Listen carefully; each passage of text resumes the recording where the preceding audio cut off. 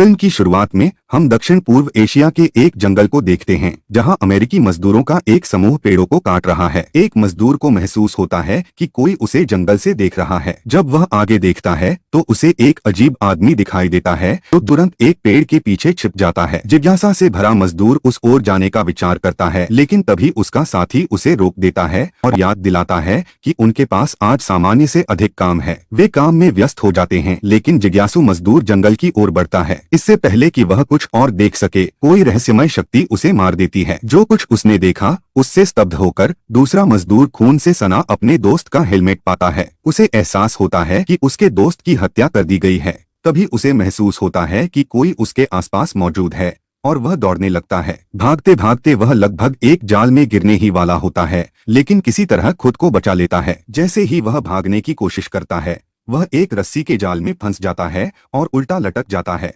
अचानक उसके सामने एक आदिवासी व्यक्ति प्रकट होता है जिसका चेहरा खून से सना होता है। मजदूर तुरंत समझ जाता है कि इस आदमी ने उसके दोस्त को मारकर खा लिया है। आदिवासी आदमी फिर कुल्हाड़ी उठाता है और मजदूर की हत्या कर देता है, जिसके बाद अगला दृश्य कट जाता है। फिर हमें चार दोस्तों से मिलवाया जाता है, दो जोड़े, निक और जैस्मिन और एजे और माया। निक और एजे सबसे अच्छे दोस्त हैं और यह समूह जंगल का पता लगाने के लिए रिवर राफ्टिंग करने का फैसला करता है। निक उन्हें चेतावनी देता है कि इस नदी में मगरमच्छ और सांप हैं, लेकिन एजे उत्साहित होता है और कहता है कि यह एक रोमांचक अनुभव होगा। एजे निक से पूछता है कि वह उन पर इतना पैसा क्यों खर्च कर रहा है। निक जवाब देता है कि वह यह सब एक उपहार के रूप में कर रहा है क्योंकि वे उसके दोस्त हैं। बाद में जब एजे और माया अकेले होते हैं तो एजे को संदेह होता है कि निक उनके लिए इतना पैसा क्यों खर्च कर रहा है। माया उसे आश्वस्त करती है और कहती है कि निक उसका सबसे अच्छा दोस्त है और उससे बहुत प्यार करता है। अगले दिन वे नदी पर जाते हैं और अपने गाइड का इंतजार करते हैं। जब गाइड आता है तो वह पूछता है कि क्या उन्हें नाव चलाने का कोई अनुभव है। वे स्वीकार करते हैं कि यह उनका पहला अनुभव है, इसलिए गाइड उन्हें जीवन रक्षक जैकेट देता है और उन्हें छोटी नावों में ले जाता है। गाइड समझाता है कि प्रत्येक नाव में केवल 2 लोग बैठ सकते हैं। वह सभी के मोबाइल फोन भी इकट्ठा कर लेता है क्योंकि इस इलाके में नेटवर्क नहीं आता, लेकिन एजे मना कर देता है, यह कहते हुए कि उसे किसी जरूरी कॉल की जरूरत पड़ सकती है। गाइड सभी फोन को एक वाटरप्रूफ बैग में रख देता है और वे अपनी रोमांचक यात्रा पर निकल पड़ते हैं। नदी में बहते हुए वे शांत वातावरण का आनंद लेते हैं और पेड़ों में बंदरों को देखते हैं। माया गाइड से पूछती है कि वह यह काम कब से कर रहा है और वह जवाब देता है कि उसके दादा एक दिन रहस्यमय तरीके से जंगल में गायब हो गए थे। बाद में सिर्फ उनकी हड्डियां और कुछ सामान मिला, जिससे साबित हुआ कि उनकी मौत हो चुकी थी। जब समूह पूछता है कि ऐसा कैसे हुआ तो गाइड रहस्यमय तरीके से जवाब देता है कि इस जंगल में जानवरों से ज्यादा खतरनाक इंसान हैं। वह बताता है कि एक आदिवासी समूह के बारे में अफवाहें हैं जो अब भी इस जंगल में रहता है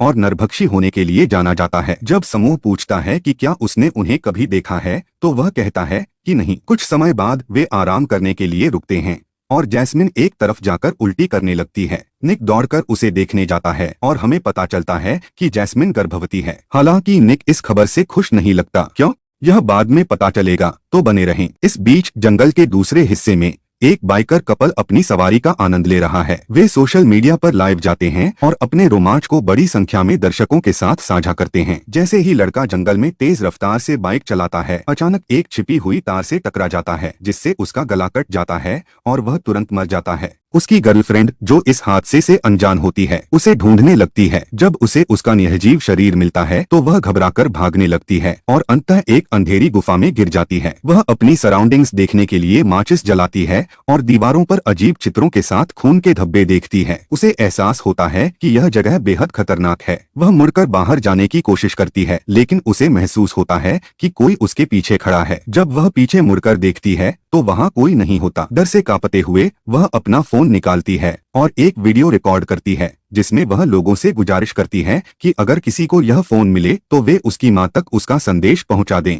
तभी उसका बॉयफ्रेंड का कटा हुआ सिर उसके सामने फेंक दिया जाता है, जिससे वह हैरान रह जाती है। इससे पहले कि वह कोई प्रतिक्रिया दे सके, एक आदिवासी व्यक्ति अचानक प्रकट होता है और उसकी गर्दन काट देता है। वापस नदी के किनारे चारों दोस्त किनारे पर रुके होते हैं। एजे अपना फोन चालू करने की कोशिश करता है जबकि जैस्मिन उससे बात कर रही होती है। जैस्मिन की किसी बात पर एजे हंस पड़ता है, जिससे यह संकेत मिलता है कि उनके बीच कुछ चल रहा है। जैसे जैसे रात होती है, समूह जंगल में शिविर लगाने का फैसला करता है। वे पेड़ों के बीच बस जाते हैं और सोने की तैयारी करते हैं। अकेले बैठे गाइड के पास माया आती है। वह उससे पूछती है कि क्या वह हमेशा जंगल में ही रहता है। गाइड जवाब देता है कि यह उसका काम है और उसे यहाँ रहना पड़ता है। फिर माया पूछती है कि क्या वह शादीशुदा है। गाइड मजाक में कहता है कि वह जंगल से शादीशुदा है क्योंकि कोई भी महिला ऐसे आदमी से शादी नहीं करना चाहती जो हमेशा जंगल में रहता हो। जिज्ञासावश गाइड माया से पूछता है कि उसकी मुलाकात एजे से कैसे हुई। माया बताती है कि एजे उसके पिता की कंपनी में काम करता है, वहीं वे मिले और प्यार हो गया। इसके बाद गाइड बताता है कि वह जंगल में क्यों आया। वह माया को अपने दादा जॉर्ज की एक फोटो दिखाता है जो एक शोधकर्ता थे। सालों पहले जॉर्ज जंगल का अध्ययन करने आया था, लेकिन वह रहस्यमय तरीके से गायब हो गया। गाइड का मानना है कि उसे एक नरभक्षी जनजाति ने मार डाला। माया संशय में है और पूछती है कि क्या वह सच में मानता है कि वह जनजाति अस्तित्व में है। गाइड एक डरावनी कहानी सुनाता है। एक बार एक मजदूर ने उस जनजाति को देखा और उस पर हमला कर दिया गया, लेकिन उसे तुरंत मारने के बजाय उसे एक गुफा में बंदी बनाकर रखा गया क्योंकि जनजाति के पास मांस को सुरक्षित रखने के लिए कोई साधन नहीं था। वे धीरे धीरे उसके शरीर के टुकड़े काटते रहे ताकि मांस खराब न हो। किसी तरह वह मजदूर नदी में कूदकर भागने में सफल रहा, लेकिन जब उसने अपनी कहानी सुनाई तो किसी ने उस पर विश्वास नहीं किया। हालांकि गाइड को यकीन है कि उसके दादा को भी यही अंजाम भुगतना पड़ा था और वह सच्चाई का पता लगाने के लिए दृढ़ संकल्पित है। रात 12:29 बजे एजे उनके पास आता है और गाइड की कहानी को बकवास कहकर खारिज कर देता है। सभी अपने अपने टेंट में लौट जाते हैं और सो जाते हैं। देर रात जैस्मिन जंगल में जाती है, लेकिन एजे उसे रोक लेता है। वे एक रोमांटिक पल साझा करते हैं जिससे पता चलता है कि वे गुप्त रूप से एक रिश्ते में हैं। एजे पूछता है कि क्या उन्हें किस करना चाहिए, लेकिन जैस्मिन उसे याद दिलाती है कि उसका पति पास में ही है और उन्हें सुन सकता है। एजे सुझाव देता है कि वे सही समय आने पर अपने साथियों को सच्चाई बता देंगे, लेकिन जैस्मिन उसे चौंका देती है जब वह खुलासा करती है कि वह गर्भवती है। एजे घबरा जाता है और कबूल करता है कि वह माया को अभी छोड़ नहीं सकता क्योंकि उसके पिता ने शादी के बाद अपनी संपत्ति उसके नाम करने का वादा किया है। उसकी योजना माया से शादी करके संपत्ति हासिल करने की है, फिर उसे छोड़कर जैस्मिन के साथ रहने की। उसकी लालच से घिन आकर जैस्मिन गुस्से में वहां से चली जाती है। एजे निराश होकर सोने चला जाता है। इसी बीच निक और माया, जो पूरे समय जाग रहे थे, पहले से ही अपने साथी की बेवफाई के बारे में जानते थे, लेकिन फिर भी चुप रहे क्योंकि वे उनसे प्यार करते थे। अगली सुबह जब सभी उठते हैं तो देखते हैं कि निक गायब है। चिंता बढ़ने पर उन्हें पता चलता है कि उसका बैग और फोन भी गायब हैं, जिससे साफ होता है कि वह खुद ही उन्हें लेकर चला गया है। सभी जल्दी से एक नाव में बैठते हैं और नदी के रास्ते उसकी तलाश में निकल पड़ते हैं।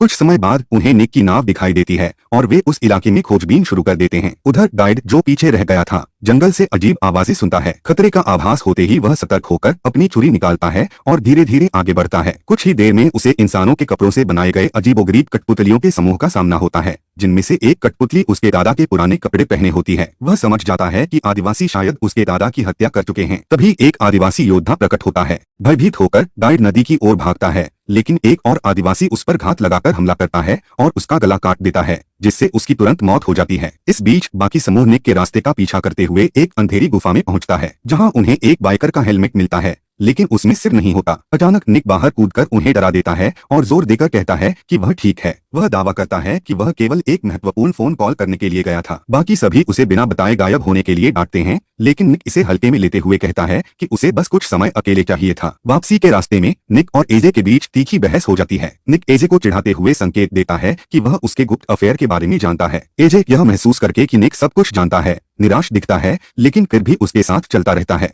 जब वे अपनी नाव पर लौटते हैं तो उन्हें गाइड गायब मिलता है। यह मानते हुए कि वह उन्हें छोड़कर चला गया, वे जाने का फैसला करते हैं, लेकिन जल्द ही उन्हें गाइड की नाव मिल जाती है। रक्त से सने हुए भय उन्हें जकड़ लेता है जब वे जंगल में उसकी तलाश करने निकलते हैं। वे उबलते पानी से भरा एक बर्तन देखते हैं और भयावह रूप से गाइड का कटा हुआ सिर उसमें तैरता हुआ पाते हैं। घबराकर वे भागने की कोशिश करते हैं, लेकिन तभी नरभक्षी जनजाति अचानक उन पर हमला कर देती है। उनमें से एक आत्मरक्षा में चाकू निकालकर एक जनजाति सदस्य को मार देता है और फिर वे सभी जान बचाकर भागते हैं। उसी समय जनजाति का सबसे खतरनाक शिकारी अपने हथियारों के साथ प्रकट होता है और उनका पीछा करने लगता है। जब वह देखता है कि उसके साथी की हत्या हो गई है तो वह उसका दिल निकालकर खा जाता है और बदला लेने की कसम खाता है। जैसे जैसे समूह आगे बढ़ता है, रात हो जाती है। चलते चलते एजे निक को इस यात्रा के लिए पैसे देने के लिए धन्यवाद देता है। जवाब में निक तंज कसते हुए उसे धन्यवाद देता है कि उसने किसी और के साथ रात बिताई। यह सुनकर एजे चौंक जाता है और समझ जाता है कि निक को सब कुछ पता है। माया, जो उनकी बातचीत सुन रही होती है, सच को समझ जाती है। वे अपनी यात्रा जारी रखते हैं और शाम ढलने पर डेरा डालने का फैसला करते हैं। माया फल इकट्ठा करती है और सभी को उन्हें प्रदान करती है। फिर वह साझा करती है कि गाइड ने उसे क्या बताया था कि जनजाति उन्हें एक साथ नहीं मारेगी। इसके बजाय वे अपने शिकार का एक एक करके शिकार करना पसंद करते हैं। क्योंकि उनके पास मांस को संरक्षित करने का कोई तरीका नहीं है, इसलिए वे धीरे धीरे मारते हैं ताकि मांस ताजा बना रहे। खतरे को महसूस करते हुए समूह तय करता है कि जब बाकी लोग सोएंगे तो एक व्यक्ति जागकर पहरा देगा। निक पहली पहरेदारी लेता है और जब बाकी सभी सो रहे होते हैं तो माया उसके पास आती है और उसे फल ऑफर करती है, लेकिन निक इनकार कर देता है,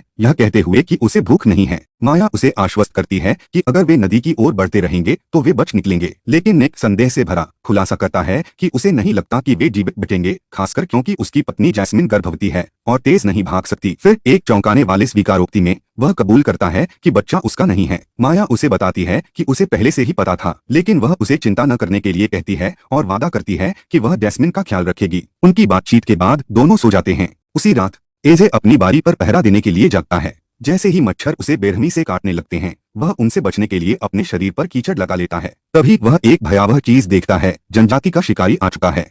वह अपनी छुरी उठाकर शिकारी पर हमला करता है, जिससे एक भयंकर लड़ाई छिड़ जाती है। शोर सुनकर निक अंदर आता है, लेकिन उसके हाथ में चोट लग जाती है। इस बीच एजे फिसलकर नीचे गिर जाता है। कुछ देर बाद एजे होश में आता है और वापस ऊपर चढ़ता है, लेकिन देखता है कि जनजाति ने उसके दोस्त को पकड़ लिया है। वह उसे बचाने की कोशिश करता है, लेकिन समझ जाता है कि यह नामुमकिन है। भागने से पहले वह अपने दोस्त की पत्नी का ख्याल रखने का वादा करता है। जैसे ही एजे भागता है, जनजाति निक को प्रताड़ित करने लगती है। एक युवा शिकारी जो अपनी पहली हत्या करने के लिए उत्सुक है, निक का पीछा करता है और आखिरकार उसे मार डालता है। बाद में जनजाति उसके शव को पकाकर खा जाती है। अगली सुबह लड़कियां उठती हैं और देखती हैं कि एजे खून से लथपथ है। जब वे उससे पूछती हैं कि क्या हुआ, तो वह झूठ बोलता है कि निक गाड़ी खोजने गया है। उन्हें उसकी बात पर संदेह होता है, लेकिन वह उन्हें विश्वास दिलाता है कि वह उनकी रक्षा करेगा और वे उस पर भरोसा करने का फैसला करती हैं। जैसे ही वे आगे बढ़ते हैं, जैस्मिन एक जाल में गिर जाती है और उसकी कंधे में लकड़ी का नुकीला टुकड़ा घुस जाता है। एजे एक शाखा तोड़ता है और माया को गड्ढे में नीचे उतारता है ताकि वह जैस्मिन की मदद कर सके। माया जैस्मिन को दिलासा देती है और साथ ही उसके विश्वासघात के बारे में उसका सामना भी करती है। जैस्मिन, जो पहले से ही सब कुछ जानती है, इनकार नहीं करती। फिर वह लकड़ी का खूंटा निकालती है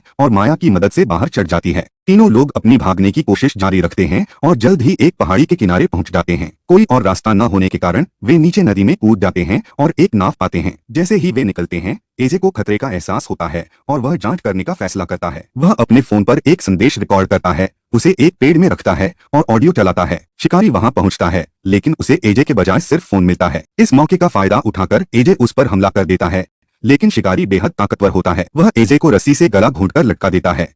एजे को रास्ते से हटाने के बाद शिकारी लड़कियों के पीछे जाता है, लेकिन आखिरी समय में एजे खुद को रस्सी से आजाद कर लेता है, पानी में कूद जाता है और शिकारी का गला काट देता है, जिससे उसकी तुरंत मौत हो जाती है। एजे लड़कियों को भागने के लिए कहता है, जबकि वह बाकी जनजाति के सदस्यों से लड़ने के लिए वापस जाता है। संख्या में कम होने के बावजूद उसे कई बार चाकू मारा जाता है और उसकी हत्या कर दी जाती है। लड़कियां नदी में आगे बढ़ती रहती हैं और अंततः किनारे पर पहुंच जाती हैं, जहां उन्हें एक पर्यटक मिलता है। उनकी हालत देखकर वह उन्हें शहर तक छोड़ने की पेशकश करता है और इसी के साथ फिल्म समाप्त हो जाती है।